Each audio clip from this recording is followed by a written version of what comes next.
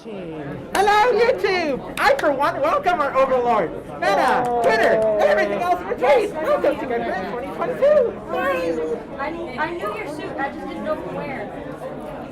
Well, I don't think we need any more introduction than this is CanFURence 2022 here. My name is Emmanuel Furry.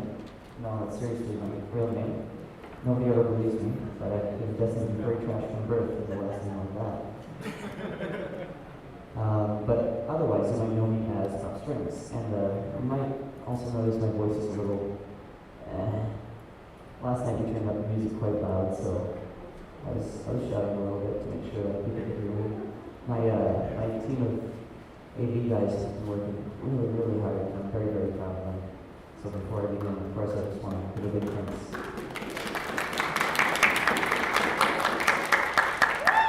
Yeah, I'm going to be all of them because let's see how quickly I can remember all of their names. We've got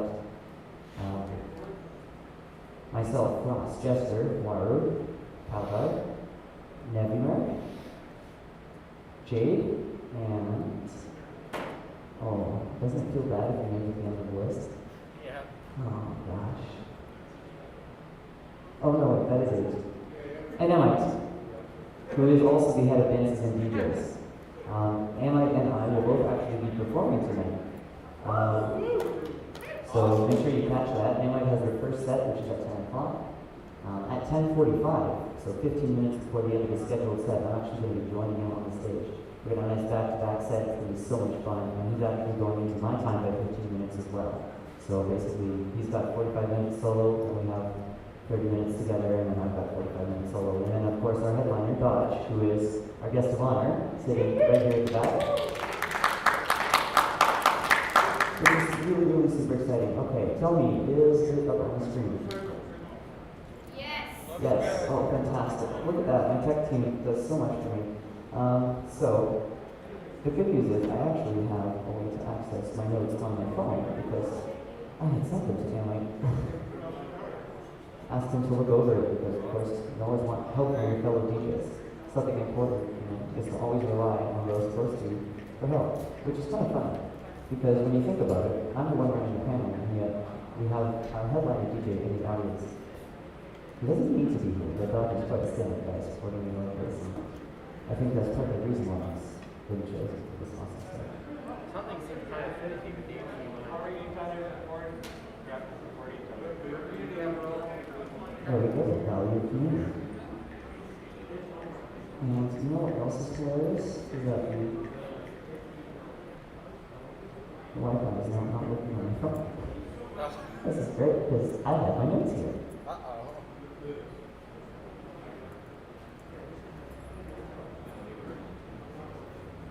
There we go. Perfect. Okay. So, here's the thing. The first thing we're going to talk about, of course, now you might think DJ is a weird kind of specialty to have because it talks about, playing other people's music and taking all the credit. Your display's glitching out. Oh, that's lovely. I think it's just because I need to. Is it shaky? Oh boy. Okay. There you go. If it dies again, let me know, but hopefully it won't be. You look at it and it turns off. Oh, now it's blue screen. So now we know. The B-side, blue screen of death. No, that's the spinning wheel of death. Oh, true. The spinning wheel of death is the worst wheel anything. What they created. Also, when I you don't go know to if it's going to be in this use video as Task well. Manager and Task Manager crashes, you have to close Task Manager. Okay. Is it going to stay? Awesome. Task Manager. Task Well, I'm Manager's not trying to. At that So, point, I'd be the score. as I was saying, I know it might sound kind of strange that DJs seem to take all the credit for playing other people's music. Quite an interesting fact is that most DJs are also actually musicians themselves. If you try and think of any famous DJ, they tend to produce their own music, and so they have a basic knowledge, and that basic knowledge is really helpful in arming yourself. So one tip I can actually suggest is if you're not a musician, try picking up an instrument, seeing what you can learn in about a year, and the basics you'll pick up from that will actually be very, very helpful in making a big start in your DJing career. Now, for those of you who are not musicians in fellow, I will just start with a couple of definitions so that everyone will be on the same page. I promise it's not going to get very complicated. This isn't a music theory class. So, the first thing we're going to talk about is tempo. The tempo, which is like the speed of the music that you're playing, is actually a lot more important than you think. In essence, we like to mark it as beats per minute, but essentially, you can have fast and slow songs based on their energy, not necessarily how many beats occur in a minute. So when we talk about the tempo, the real importance of that for DJing is in the context of keeping things synchronized. So in general, like for example, all of my music, I don't know if you can sort of see under the BPM column there, it's all pretty much 128. It's a very standard tempo for house music, 4/4, where each bar, or each measure is 4 beats. So you could say that a line of music is maybe 4 measures, so 4 bars, and each bar is 4 beats. So you're getting 16 beats in the line, or that kind of thing. And it's a logical sort of process to think it, to follow, where it will start to make sense when you start seeing other, it's called time signatures. But basically, pretty much all music that you'll find being played by a DJ is going to be simple 4/4 music. So if it's 4/4, that means it's just 4 notes. Each note is a quarter, and it's called a quarter note because it's a quarter of the entire measure, or a quarter of the bar. Now, the other important thing about tempo is there's a couple of terms in DJ terminology that we like to use that might mean different things in different places. So I'll define them for the purpose of this talk. There's quantizing and there's snapping, and they're different. Quantizing is when your specific actions are forced into specific durations, which are going to be matching the music. Because humans are imperfect, but we're not playing an instrument, we're doing something digital, and that's why I said it's digital DJing. We like to quantize what we do so that it always appears to happen on beat. The other thing is snapping. And the snapping will choose sort of which beat it will go to. If you're snapping to the nearest 1 beat, you're snapping to the nearest second beat, then you basically can set a quantize of a half of a beat. And then you can set a snap to a beat.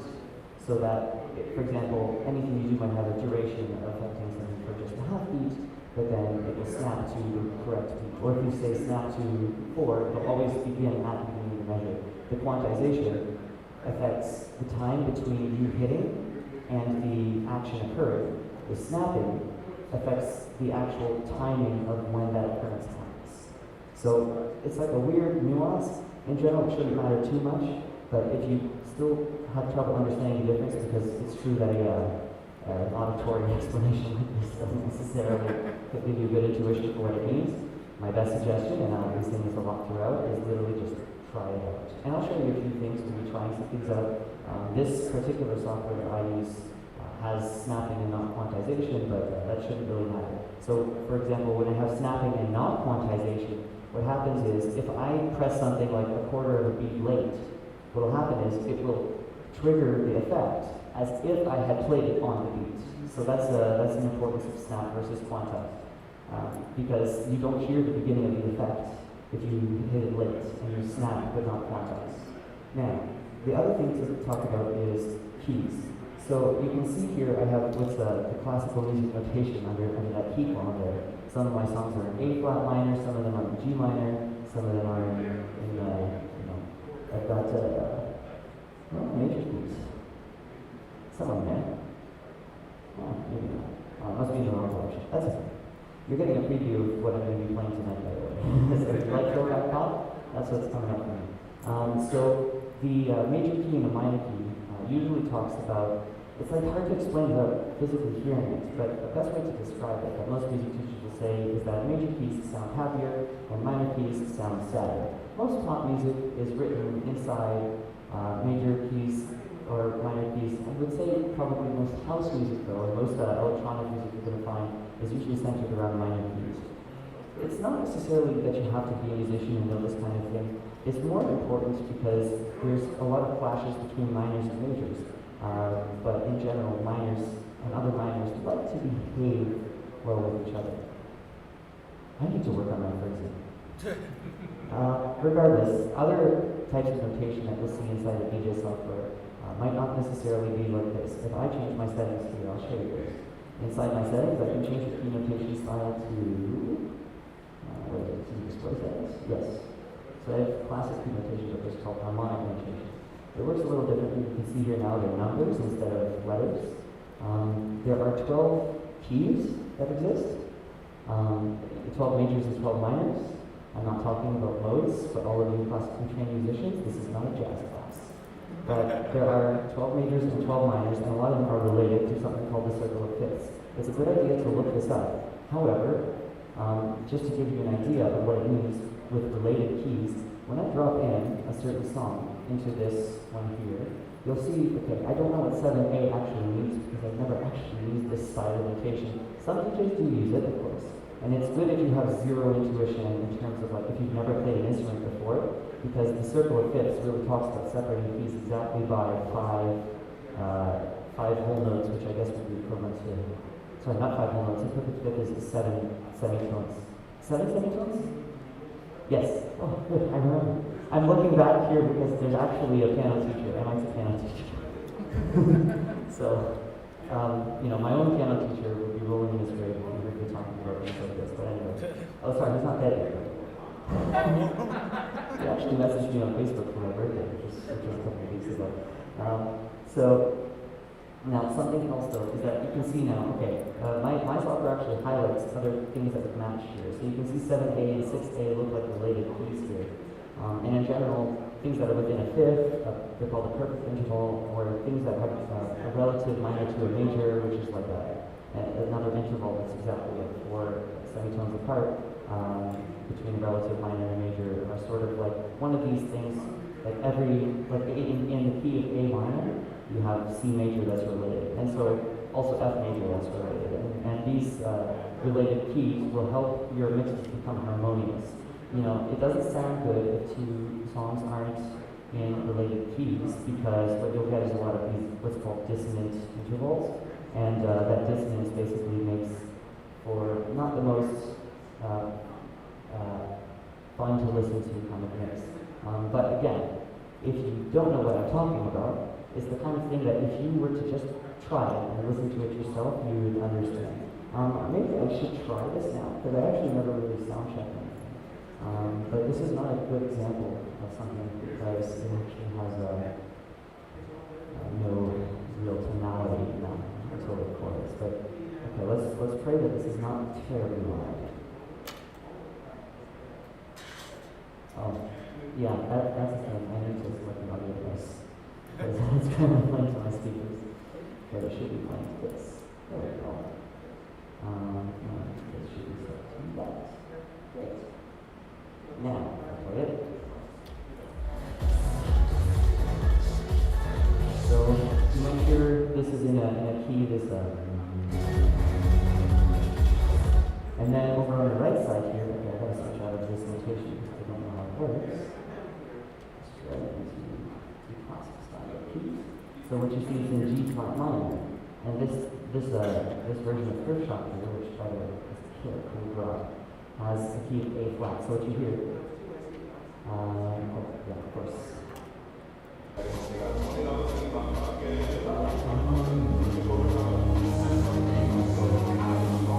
So you have that in a very different key. So what's really cool, if you want your mixes to be harmonious, you have to just shift the keys into place. And actually, most DJ software now comes with this really, really easy way to do it. Literally on my software here, and I'll talk about the differences between different softwares later, don't worry. But in my software, all I have to do is this, and now it's also in G flat. So when I play this, and I play this,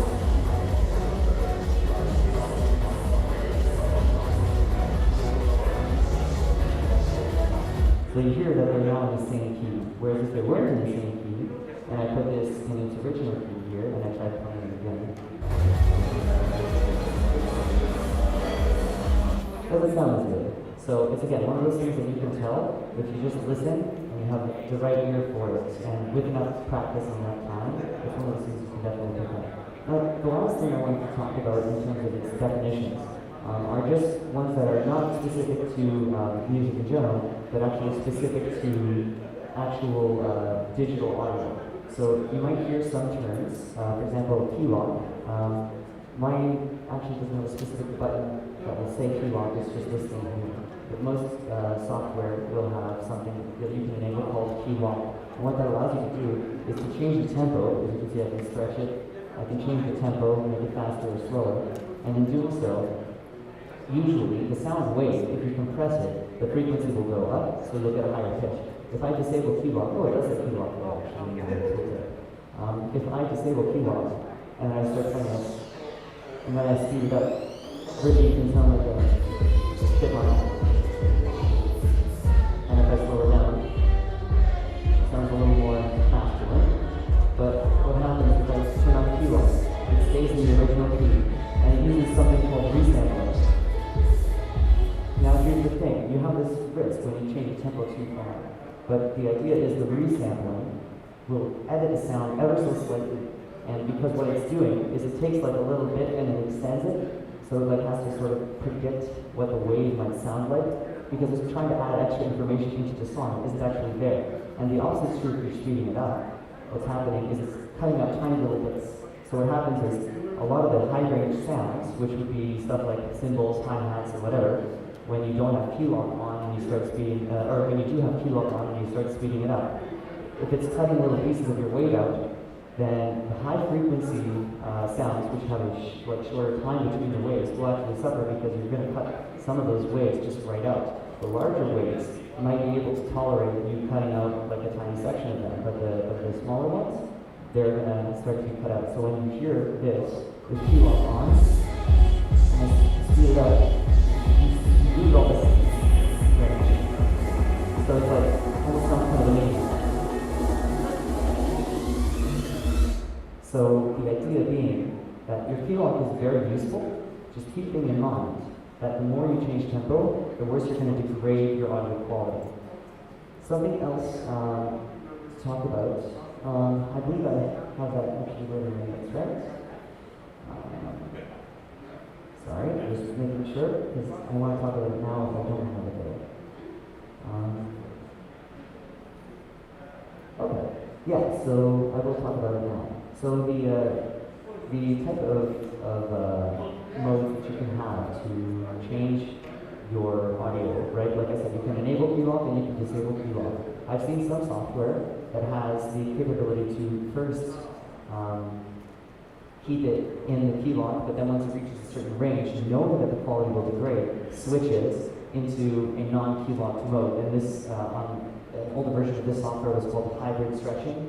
So it would keep the stretch within the first 6% up and down in the same key, but if you went past that, it would start to bring the pitch up or down.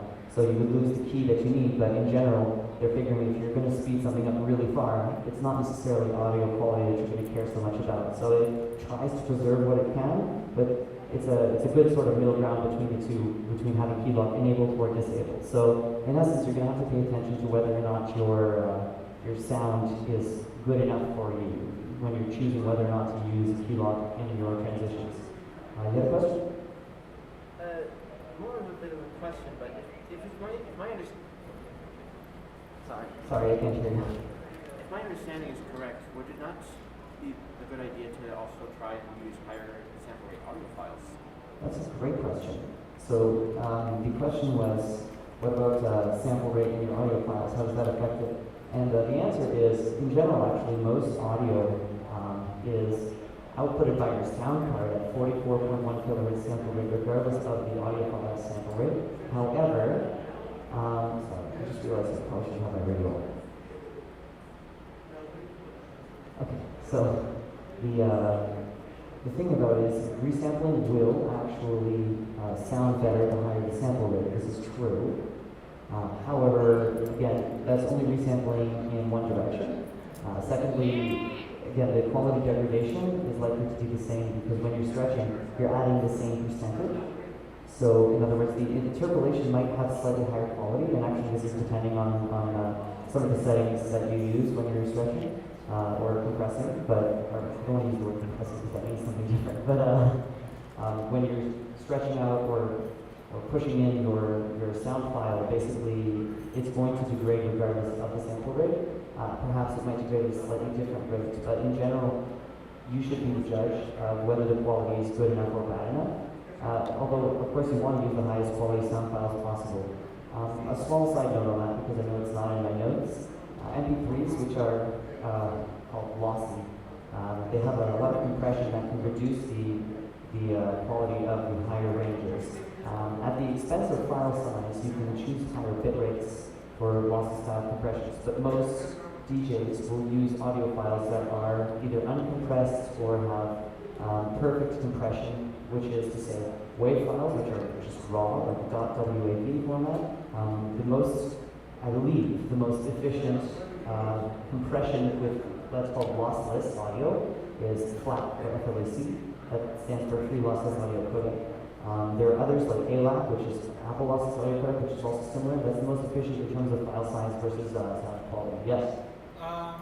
Is .ogg or .ogg okay, or is So OGG Orbis, I think it's still lossy, okay?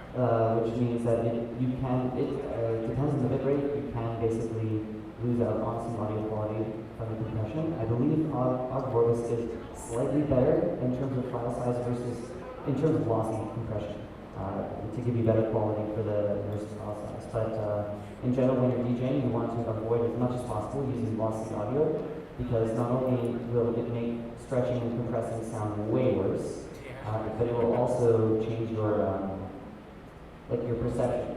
Every DJ should get themselves a good pair of headphones and understand what it means when you can hear high ranges or not. Because I wouldn't say the word audiophile, because that's kind of one of these gatekeeping and elitist terms, and no one's about that. Of course, this is the exact opposite of a gatekeeping panel. Instead, I would say that these are things to strive for. It's not absolutely necessary, strictly.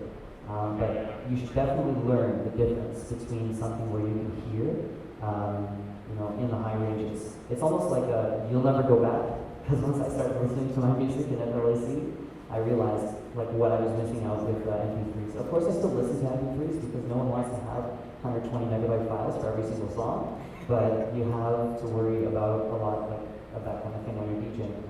So when I'm playing MP3s, I do everything I can to get at least 320 bit rate. So MP3s, I should just mention, at 128, which is the most common bit rate you're going to find, is good enough for most people, not good enough to play in the club. Because what happens is there's a big drop off at the 18 kilohertz range.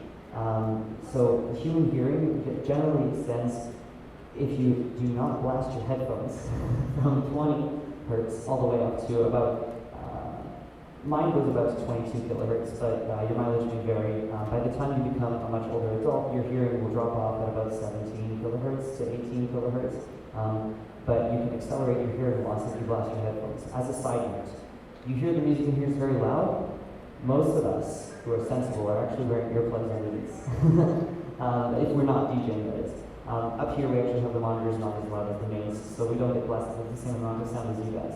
But when I go to rock concerts and that kind of thing, I care about my hearing, and you should too. This is especially important if you want to be a talented DJ, because your hearing is the most important resource you have in order to make sure that your mixes sound good. And it's also, good for your health. Right? You don't want to have to be suffering from deafness in your mid-40s or something like that. And especially, take it from me, I'm the person that keeps everything on 30% volume, maximum. I know, if people look at me like I'm crazy when I tell them, oh yeah, I have my phone plugged in, my headphones never reaches above 40%. And people are like, how do you hear anything? I say, well, it's because I still have my hearing. So it's important to preserve your hearing, and it's a big lesson. A lot of DJs that want to start out and crank everything really loud, and yeah, loud music is fun. But seriously, preserve your hearing. This is a fun hobby, but it can be done irresponsibly. Make sure you're responsible with it. Now, the last thing I wanted to talk about is there's a certain term that you might hear a lot of people talk about when they talk about their controllers, and there's buttons and then there's faders. And a fader can be a knob or it can be a slider. A fader basically has a range it operates in. There's also one other type of thing called an encoder, although it's not really that useful in terms of what you're DJing on. But the encoder is basically like a continuous knob that can keep going as many times as you like in one direction or the other. So essentially, these are just technical terms, but all you need to know is that a fader has a range and a button is a button. As far as MIDI goes, it's sending signals on a channel and it sees 127 up to 127. And then I've been doing so much DMX because that's the difference between 8 bits and 7 bits, but it's kind of a moot point anyway. But whenever you hear me say the term fader, just know I'm talking about either a knob or a slider on the setup here. And I will explain what the setup is in just a moment. A couple other notes on audio devices while we're on the topic. We'll get onto hardware in just a moment, but notes on audio devices include your headphones. Now, you might see a lot of DJs getting up on the stage and they've got their headphones in one ear and they look really cool. They're not doing that just to look cool. They're usually doing it because they're doing something called cueing. There's actually a couple of buttons here. You see that these headphone icons here are flashing when I press them. What that does basically is it will make sure that the sound signal goes to your headphones so it sounds good before you show everyone else what it sounds like. So it's really good to check it out. That said, you need good headphones. You can DJ with like what happened to me one time was actually last year. About 3 songs before I was finished, I broke my headphone cable right on the stage. And it was very interesting because thankfully I have enough confidence in my own ability to mix that I was able to sort of mix in without actually cluing anybody to the fact that I had no operational headphones. But you will want good headphones. I have a pair of Sennheisers. Now, I know I was just saying this is not a gatekeeping statement, but seriously, having good headphones will really help you appreciate a lot of things that you're going to hear when we're talking about the harmonious side of mixing and that kind of thing. Earbuds are not going to cut it, especially on a stage like this. Get yourself headphones that have a good range, and then you'll understand what I mean about making sure that you can still hear things up there. And it's a good thing for you. It's sort of like you're going to spend 8 hours a day on a bed, so it's worth it to spend like $1,100 on a mattress. The same thing goes for your ears. If you spend a lot of time with headphones on, get good headphones.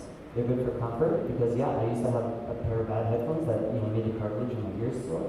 You're going to want to treat yourself, especially if you want to make this more than a hobby. If you want to get more serious about it and play on a stage like this.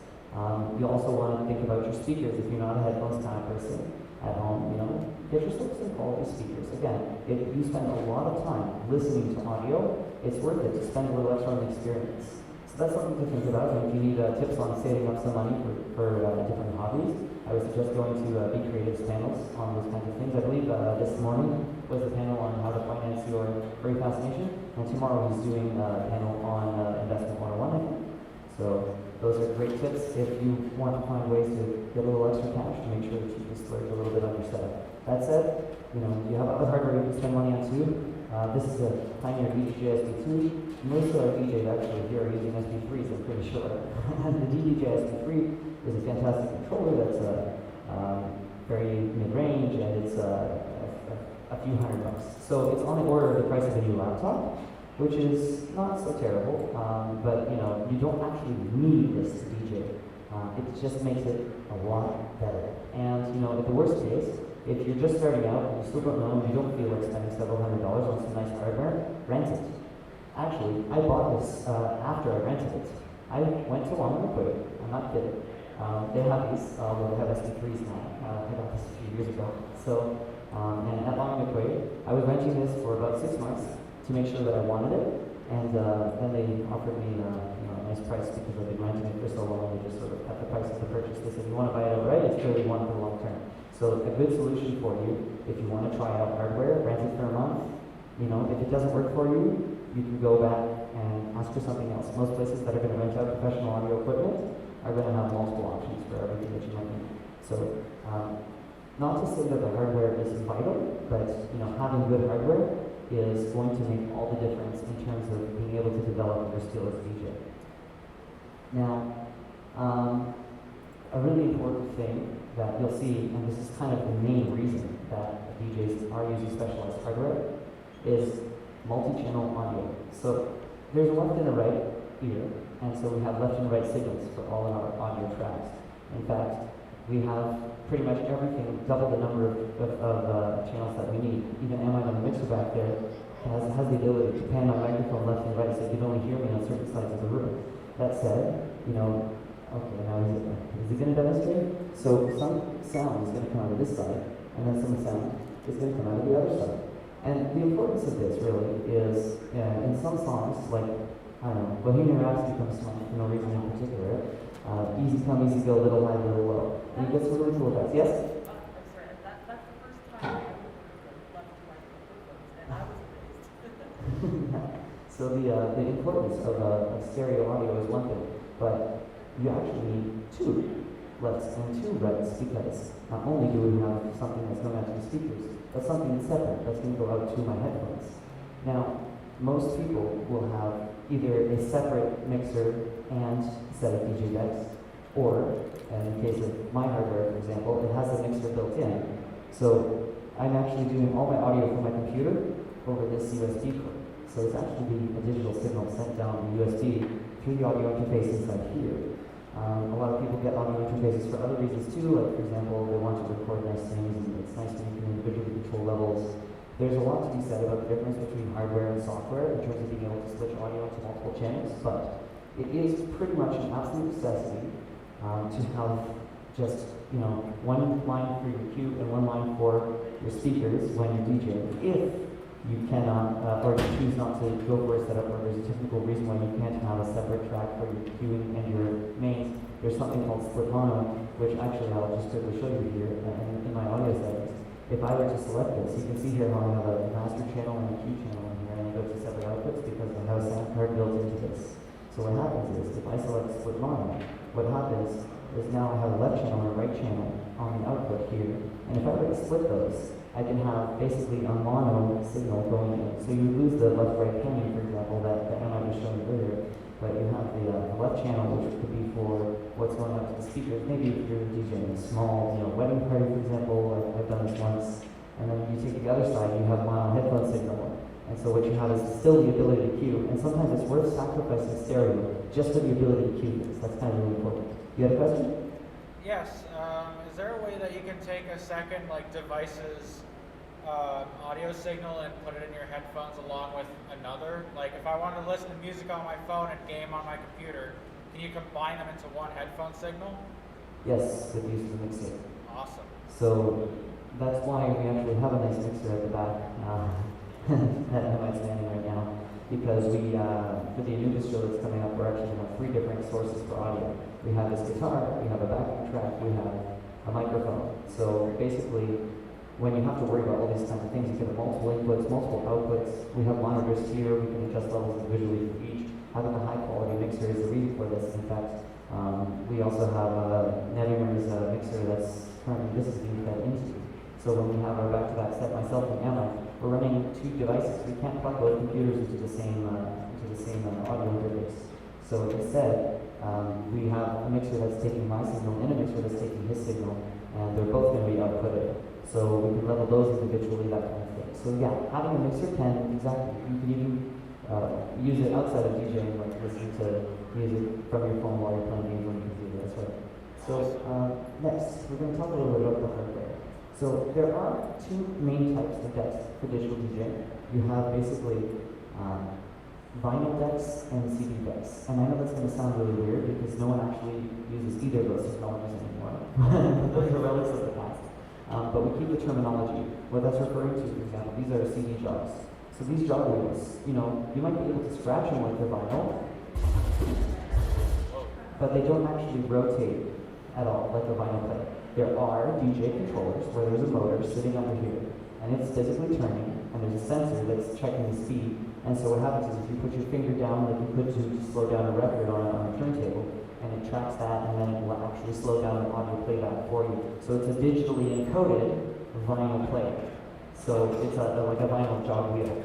So this is for a lot of the DJs that used to do it back in the 90s before digital jog wheels were actually a thing. and if they had a vinyl encoder that they bought after they were playing vinyls in the club. They started with vinyls, and they can continue because they need the feeling because they learned to DJ on an actual physical spinning table. It's not necessary, but it's one type of controller. But most DJs in modern times are using these digital decks. And so they don't spin, but as soon as I touch them, they behave like they're vinyl. So if you check this out here, so what I have is if I put my hand down, it freezes it. So it behaves like it's vinyl. Although, I will say, I've used both, and I'm more comfortable on the digital ones. But some of them have really interesting, like if you hover your hand over it, it could do something different. And there's also another advantage of this kind of jog wheel, is you might see here that little plus and minus on the left side, turning here. So if I touch on the side of the jog wheel, it does something different versus on the top of the jog wheel. So that's kind of really important. Also, that's a turn, right? A jog. That's each side, each little circle thing. Now, there's also a lot of other features that can be built in. So some of these have audio interfaces built in. Some of these will have what's called like a needle search bar, where you can, the needle search would be equivalent to this, where you say I can drag this mouse and jump to any point in the song. Mine doesn't have it, but like the Pioneer DJSX has it. There's different features that each set of decks can come with. It's hard to say one is better than the other. In general, the more money you're spending on it, the more features it's going to have. But really, it's a question of how many of those are you going to use, and how many do you need buttons for versus what can you use the mouse for. You could DJ entirely with the mouse. This happened to me in CanFURence 2018 when, I know, it's kind of a theme, right? You kind of tired of your budget, right? But like I said, it's, I'm a broadcast student, what can I do? So, You all start somewhere. Exactly. So what you have is the ability to DJ without this. This makes it a hell of a lot easier. So like I said, there's no gatekeeping, right? Anyone can DJ well. For the first couple of years, I DJed without any decks at all. I just sort of used the software. But the features are, there's a big diversity of them available, and really it's about trying to figure out which ones you need, and that should be a better guide to dictate what you're purchasing, of course, under the price. Yes? I'm sorry, I can't hear you.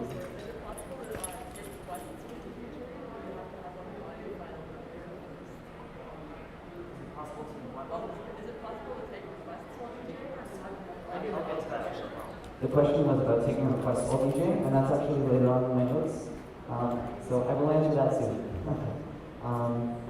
So the other things to think about is that there's a lot of flashing lights. It looks very pretty, but basically a lot of it is, what does this button do? And my best recommendation is literally just try that. So a lot of these, controls you see, there's a gigantic array of them. There's even more. I've hidden most of them here. You know what I mean? Like, there's a large array of controls available to a DJ. And the best thing I can suggest, once you have your software, is mess around with it. See what things do, see how you like it. There's an important thing, though. Okay, now I'm going to get into like the actual setup, meat and potatoes here. Something really important that a lot of DJs get wrong is the difference between, or not a lot of DJs get wrong, but someone who's new will get wrong, is gain versus volume. You might see here, this is a gain, and this is a volume. A volume goes from 0% to 100%. And in general, what happens if your gain is too high and your volume is too low is you'll get something like this.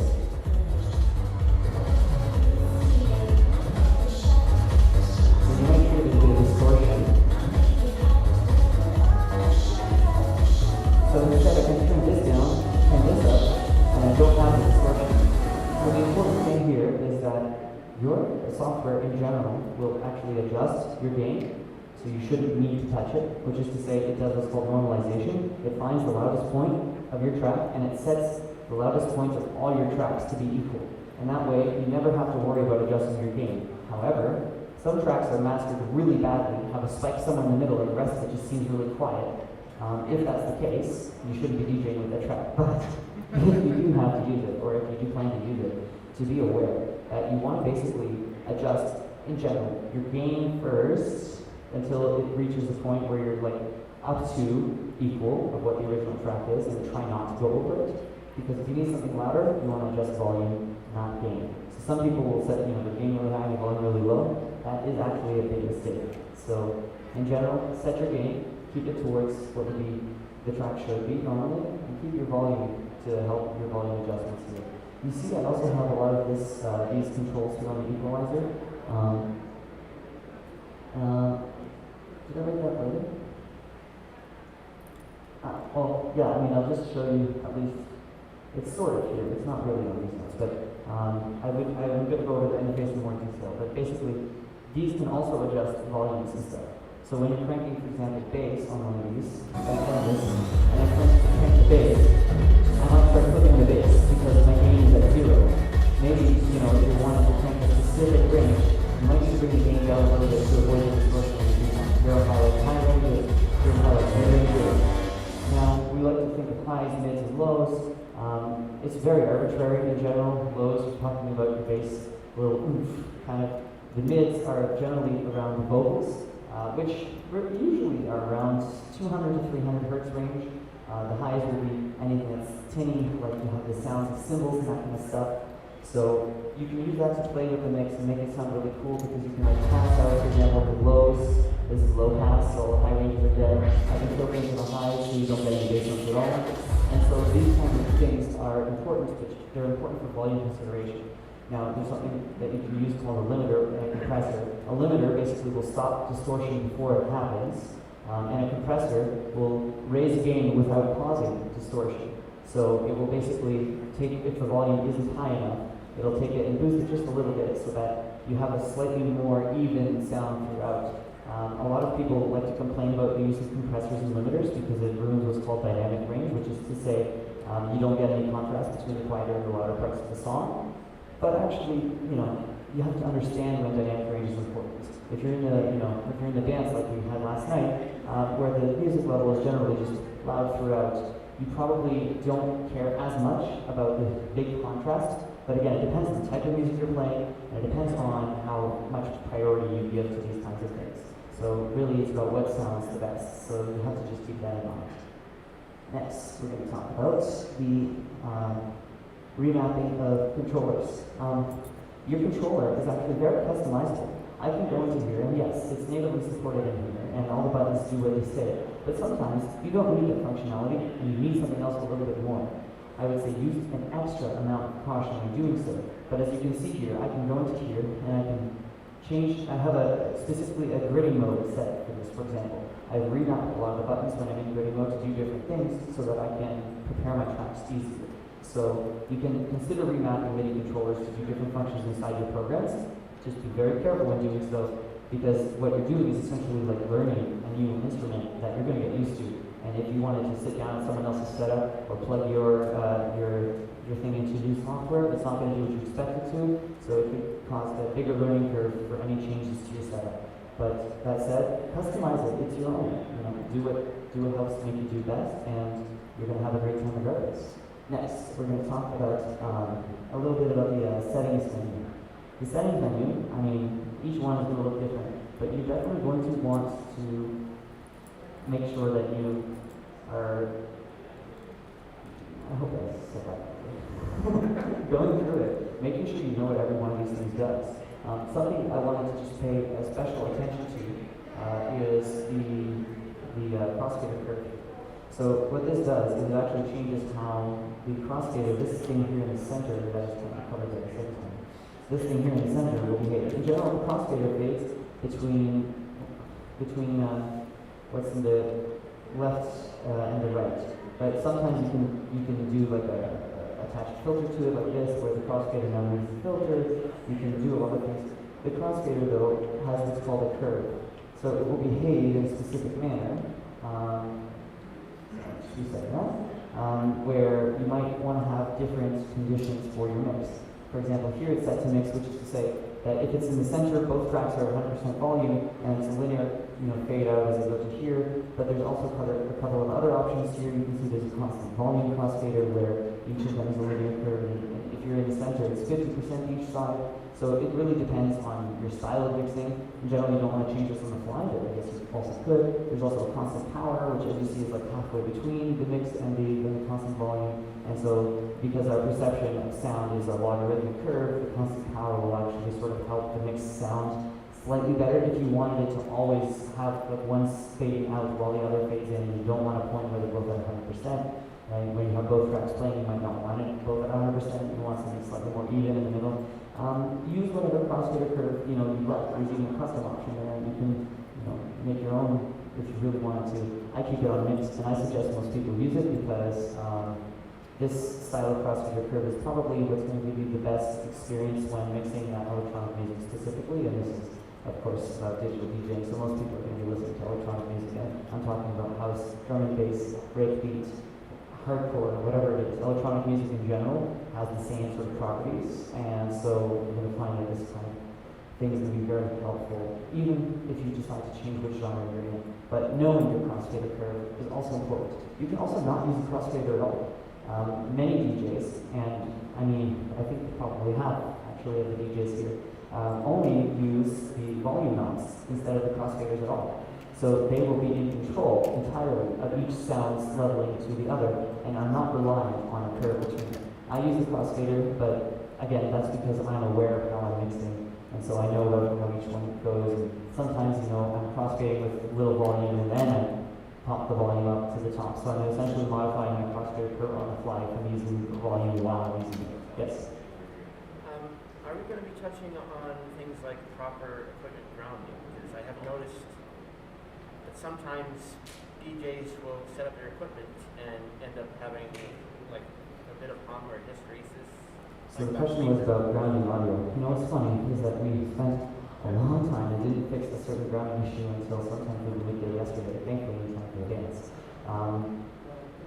It really, depends. There's a lot of things. There's some evidence to say that, for example, all of your speakers should be in the same circuit, but in our case, we actually can't really do that because these speakers draw a few thousand watts. So we can't really have them all in one circuit, or we could set a hotel on fire, and I'm in the business of not setting a hotel on fire. Has a head of the heat department, but having good quality cables, having good quality speakers, and that kind of thing. Knowing your setup, basically, following instructions. If you're having problems, Googling things in general actually helps a lot of issues that you can find. For us, we found we had a faulty XLR cable. It happened last year that we had a faulty RCA cable that we didn't diagnose until we were halfway through this second dance. So basically, the most I need to really touch on that is each setup will vary, so it's hard to talk about that in general. But the important thing is that, self-noise is something that's really important to keep control of, and that is actually something that's generally controlled by having proper gain, proper volume. So that actually affects some of the hissing or buzzing that you might actually be doing. So it's about your setup. More specifically, there's something called balanced and unbalanced audio. XLR, for example, is always balanced. It has a ground plane so that it takes away electrical noise. You can get electrical noise simply from having, as you see here, we have a power cable that's running 100-something amps right next to our DMX cable, which is running XLRs. So it's a good thing it's an XLR that's grounded, because if we were running, like one of those soft cables or whatever, which is unbalanced, then you could actually hear buzzing simply from the existence of the power. When we had a bad XLR cable, what was happening was when we turned on the lights, it started to buzz. So it's literally that. It's exactly that. It's the any electricity around you literally creates fields in the air. So interference can come from just being inside a building that has large electrical usage, and therefore a lot being sucked from the mains power. So your setup will vary, is the point of going there. So the key elements of the interface. It's already 4:25. So I will say there's an important thing here where a lot of it is self-explanatory, and you do want to mess around with it to see what does what. But essentially, every DJ software, and I was going to go into comparisons, but I guess I don't have time for that now.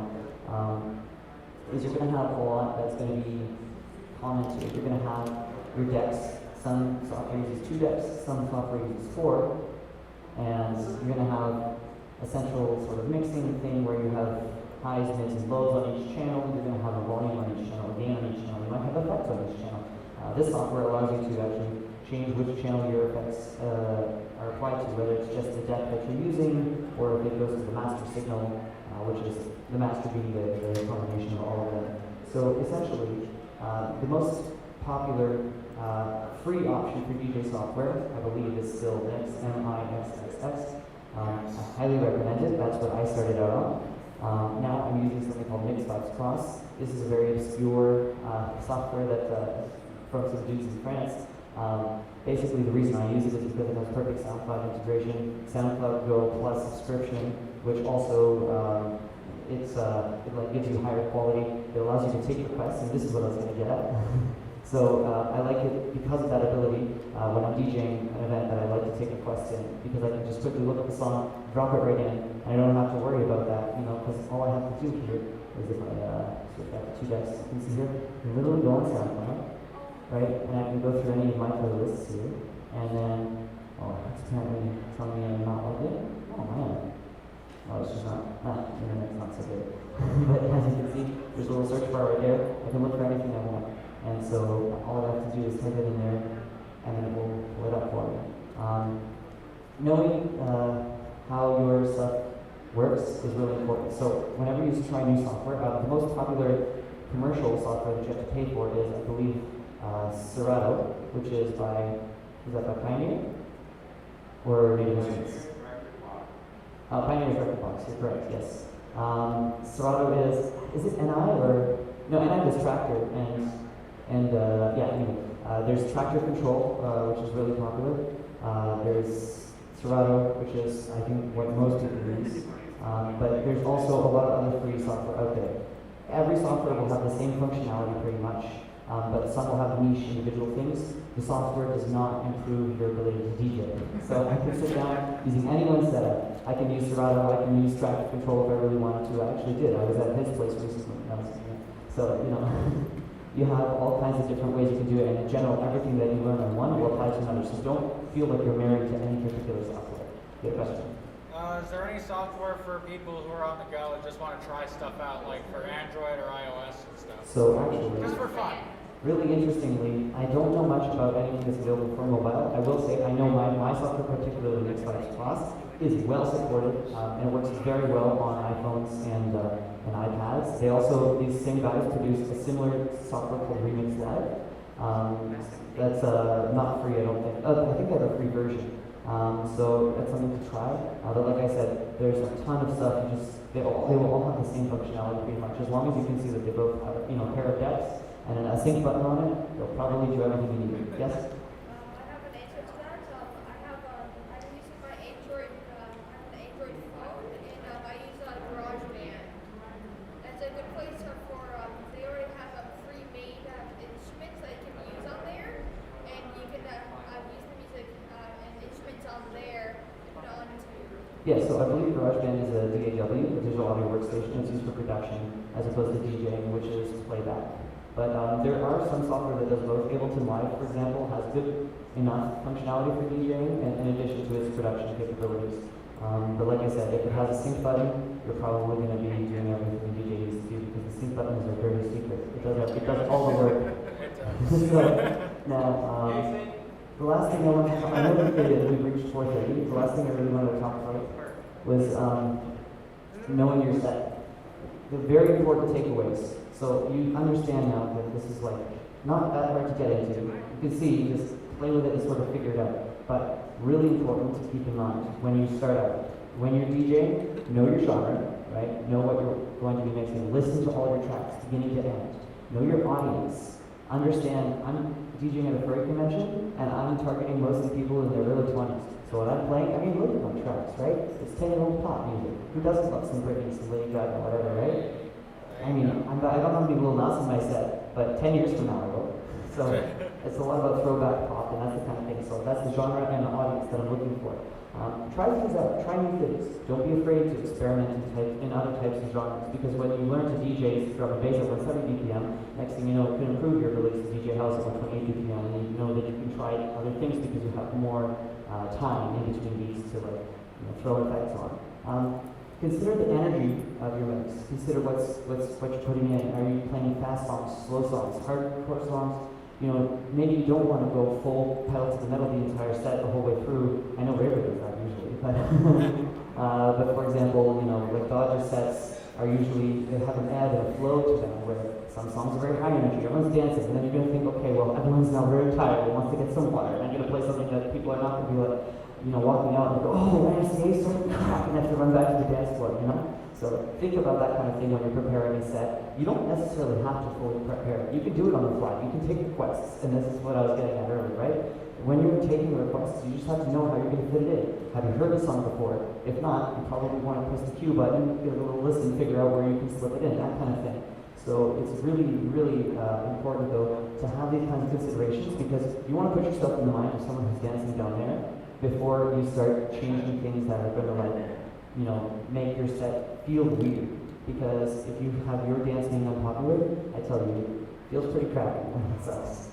So the other thing to think about is build a library of songs that you are most comfortable with. You'll want to know all of your songs beginning to end.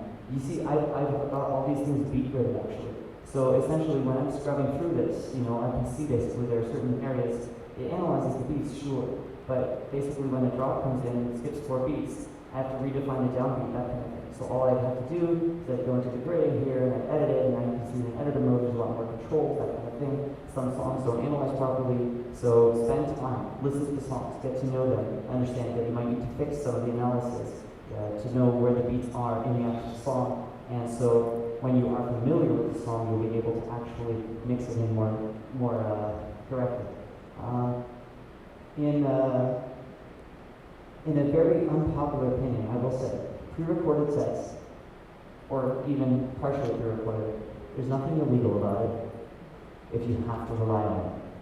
There are people that do this when they're performing for large crowds of 20,000 people, when they cannot afford a mistake. You know, you see these famous clips of David Guetta, who's a very talented producer and DJ, where he didn't touch any of the buttons in a transition from the song. He pretended to turn a single knob, you know. There's nothing actually that bad about it if you are still keeping the set entertaining for people. You still apply effects on a pre-recorded set, that kind of thing. If you're too nervous about admitting it live, and you just wanted to start out, but you don't want it to be like, it's not about just playing something and then playing something else. It's about the transitions. If you need to, like, you know, practice, that's fine. Practice something and have a recording while you're practicing. If you have a set that works great beginning to end, save that recording. Use it as your demo reel for when you submit it to us to submit for coming up next CanFURence. Practice more, and next thing you know, you get it.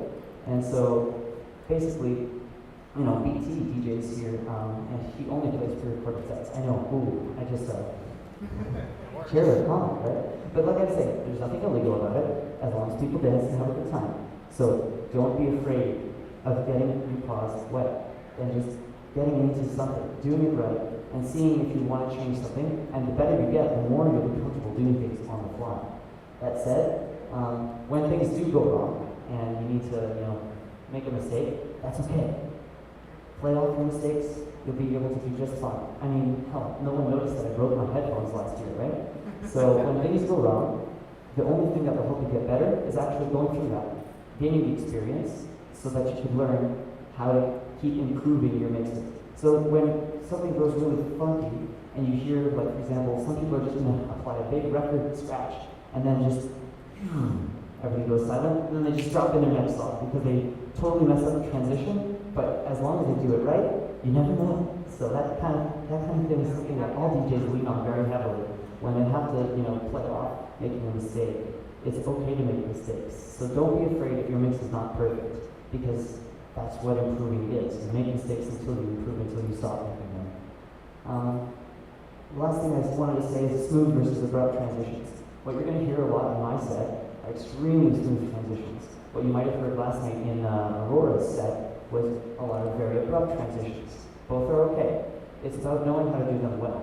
If you really have to, you know, cut your lows and then just bring in the bass from the other. You know, that's what I do very frequently. So you almost never can tell when one song is ending and the next one is beginning. I do have some abrupt transitions in my set.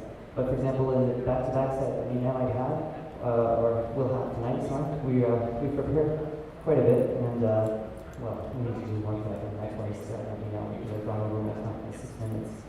And the newest set is coming up in 25. Or no, it's not. It's an hour, right? Okay, yeah. I just had a little heart attack because I realized that it wouldn't have left us left us enough time. But anyway, the point is we're going to be practicing, and we have very smooth transitions between our songs, but we need to know where those are. And so you can do it rough, or you can do it easy, but the point is it has to sound good, and the only way to know if it sounds good is to try it out. Emma and I have been working out our transition points, even though we decided on the songs because they sound good and they're in the same key or in similar enough key or that kind of thing. We still have to make decisions about where we're coming in and where we're not coming in, what kind of transitions we can and can't do. And the only way to figure out what works and what doesn't work is try it. If it doesn't work, try something else. You can see someone sometimes queuing up a song for a full 2.5 minutes because they haven't decided on an entry point, because they're just doing it on the fly. I do that. You'll never know. But that's the point. So don't be afraid, right? A lot of DJing, you have to think like, oh my god, they're all professionals. Trust me. Even the best DJs will make mistakes. So it's more about how are you going to make sure that it's still enjoyable for everybody, even when that is happening.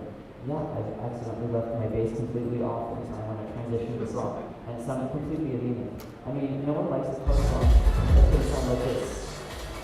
But what I do, I wait until the next bar comes in. And there it is. So if you play off in a state like that, then all you have to do is make sure that people have a good time. There's all kinds of effects you can throw in, I love using a bit pressure.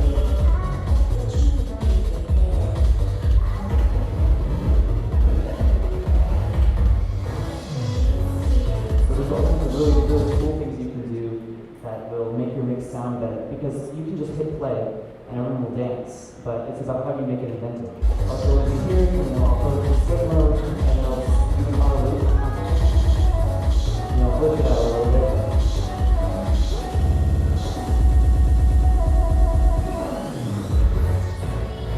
And have some fun with it, because a lot of it is you're playing other people's music. So go crazy, I choose random remixes. I literally go through the depths of SoundCloud, find whatever sounds good enough, and I just throw it in. This is, yes, it's an official remix, sure, but have you ever heard of Who the Heck is Villains? Didn't think so, and I didn't either until I first heard this. And that's the point, discover new music. DJing is a great way to do that. I go to clubs, and then I would hear someone play something, and I'm like, oh, that's actually really nice. What's that? And then I, Shazam it while in the club, and people look at it funny. But it doesn't matter, because I end up using it in my show. I'm not kidding, I did that. Poker Face, State Out Remix. It's okay to take inspiration. You're already playing someone else's song, So it's more about how you're going to form your show into what you like the best. And if what you like the best happens to be what everyone else likes the best, next thing you know, you're going to become the next superstar DJ without you. That's pretty much everything I wanted to talk about in this panel today. Any more questions? Yeah? What about licensing? Licensing, good question.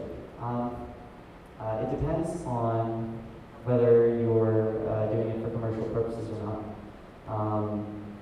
In general, for example, a club actually licenses out everything. Licensing is not terribly expensive. If you're getting paid for your work, you're required to pay a certain amount to, I'm trying to remember the name of the organization. It's a government organization, but it's not that expensive. I think $30 for like I think like a single performance or something like that. It's really not that terrible. Again, it depends on if you're making money for it or not. There's a lot of gigs also. No one's checking the paperwork. I'm not a lawyer, so I actually don't really know, the nitty-gritty details, and I've never been paid to DJ, but that's because I DJ for fun, and that's what DJing should do for fun. But for licensing, I would suggest consulting a legal professional. Yeah. Any more questions? Well, thank you so much to everyone for attending. That will conclude my panel here, and I'm really, really glad that I see so many inspiring young DJs. I'll say it's one of the most fun things you can ever do. I love throwing this party, and not just because I put up the lights. So it's going to be super, super fun, and I'm looking forward to seeing you all tonight at the dance, where myself and my dog will play, and we're hoping to throw on the best Spatial overseas. I'll try to be here.